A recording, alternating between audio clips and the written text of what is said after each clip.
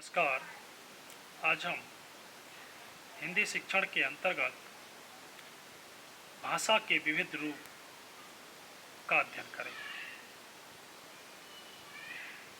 संसार में इतनी भाषाएं हैं कि गिनती करना कठिन है। संसार के एकांत में पड़ा व्यक्ति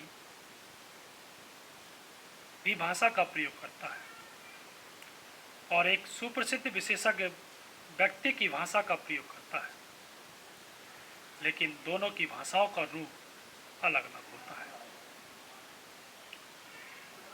काल भेद, स्थान भेद, देश भेद आदि के आधार पर भाषा के विविध रूप हैं। भाषा विज्ञानियों ने भाषा की अनेक रूपता के 4 आधार माने हैं, जिसमें इतिहास के आधार पर, भूगोल के आधार पर, प्रयोग के आधार पर और निर्माणकर्ता के आधार पर।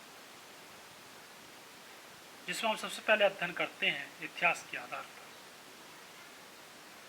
इतिहास के आधार पर भारतीय भाषाओं का रूप सबसे पहले वैदिक संस्कृत, फिर साहित्यिक संस्कृत, फिर पाली, फिर प्राकृत और उससे अपभ्रंश, और उसके बाद में आधुनिक भाषाएं, आर्य भाषाएं, और काल क्रम से भाषा में भेद आता है। अगला है भूगोल के आधार पर। भौगोलिक आधार पर भाषा के रूप और नाम पृथक हो जाते हैं। जैसे बंगाल में बंगला, उत्तर प्रदेश में हिंदी, उड़ीसा में उड़िया, राजस्थान में राजस्थानी, गुजरात में गुजराती, महाराष्ट्र में मराठी। अगला है प्रयोग के आधार पर। प्रयोग करने वाले कौन हैं, किस सांस्कृतिक सामाजिक पृष्ठभूमि से संबंध हैं, उसी के अनुरूप भाषा का रूप हो जाता है। जैसे उदाहरण साहित्यिक भाषा, राजभाषा, राष्ट्रभाषा, शुद्ध भाषा, अशुद्ध भाषा और ग्रामीण बोली आदि। प्रयोग के निम्न 3 आधार हैं, जिन आधारों पर भाषा में अनेक रूपता पैदा होती है। प्रयोग का क्षेत्र, संयत या असंयत भाषा, और प्रचलित या जीवित भाषा या मृत भाषा। अगला है निर्माणकर्ता के आधार पर। इस आधार पर भी भाषा के विविध रूप होते हैं कि भाषा का निर्माण करने वाला कौन है, उसका सामाजिक सांस्कृतिक स्तर क्या है। जिस भाषा का निर्माण किसी देश या समाज द्वारा होता है, उस भाषा का क्षेत्र विस्तृत होता है। वह भाषा परंपरागत रूप से प्रचलित रहती है। इसके विपरीत उसे कृत्रिम भाषा या बोली का स्थान मिलता है। जिस भाषा का संबंध व्यक्ति विशेष या छोटे से वर्ग या समूह से होता है। अब बात करते हैं भाषा की अनेक रूपता को। संक्षेप में हम निम्न विद्वानों के अनुसार अध्ययन करेंगे। सबसे पहले है मूल भाषा। ऐतिहासिक तथ्यों के आधार पर विश्व की प्रत्येक भाषा का आधार कोई ना कोई मूल भाषा मानी गई है। कुछ अंशों तक यह मूल भाषा काल्पनिक है, जैसे इंडो यूरोपियन या भारोपीय मूल भाषा, जिसका आधार यह माना जाता है कि भारत और नेपाल के व्यक्ति मूल रूप में किसी एक स्थान पर रहते थे। आदर्श भाषा, यह भाषा का आदर्श रूप है। साहित्यिक रचनाएं इसी में होती हैं। शासन व शिक्षित वर्ग में इसी भाषा का प्रयोग होता है। यह भाषा व्याकरण की दृष्टि से परिष्कृत होती है। संस्कृत, हिंदी भारत की आदर्श भाषाएं हैं। आदर्श भाषा के प्रादेशिक रूप में भी विभिन्न हो जाते हैं। इसके मौखिक और लिखित 2 रूप होते हैं।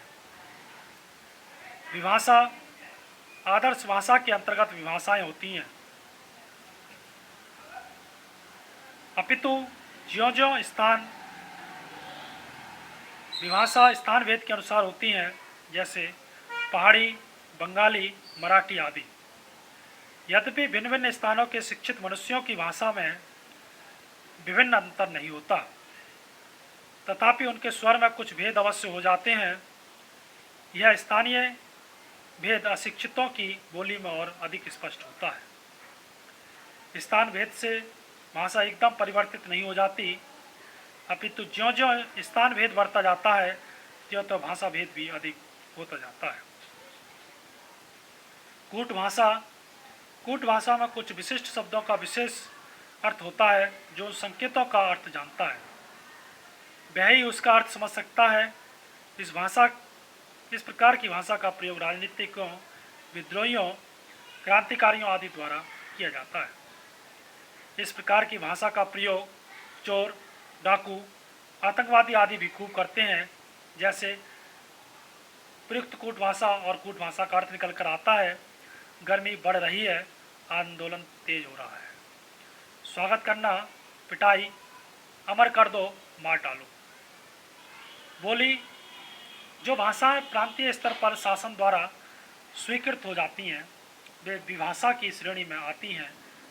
इसके अतिरिक्त जो भाषाएं प्रांतीय स्तर स्वीकृत न होकर मंडलीय स्तर पर स्वीकृत रहती हैं उन्हें बोली की श्रेणी में रखा जाता है। जैसे हिंदी की बोलियां ब्रज, अवधी, कुमायूनी, बुंदेली और भोजपुरी आदि। अपभाषा अशिष्ट, असभ्य और अप्रस्कृत भाषा को अपभाषा कहते हैं। इसमें व्याकरण के नियमों की उपेक्षा, अप्रस्कृत वाक्य रचना, अशिष्ट शब्द प्रयोग व अशिष्ट मुहावरों का प्रयोग करना जाता है। जैसे अरे, अवे आदि संबोधन, मारकर, घूस बनना, मक्खनबाजी करना आदि।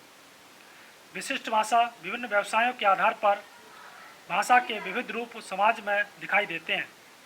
किसान, मजदूर, लोहार, दर्जी, अध्यापक, वकील, धर्म गुरु, चिकित्सक आदि अपने व्यवसाय के अनुसार अलग अलग शब्दावलियों का प्रयोग करते हैं।